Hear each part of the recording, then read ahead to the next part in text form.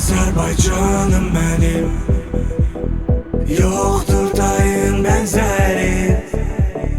Azerbaycanım benim, yurdum yuvam meskenim. Azerbaycanım benim, yoktur dayın benzeri.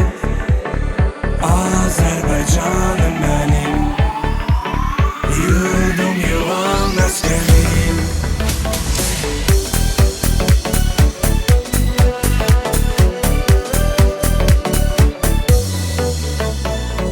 Orada yurdum benim, ana vatanım.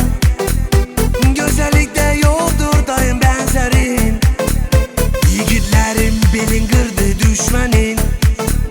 Merd oğullar meskeni sen vatanım. Baştan başa hazinedir her yanım. Şuşalaçımda yok bu diyarım. Cidir düzü merd kartallar oylağı. Sen cennetin tam özü sen vatanım. Azerbaycanım benim,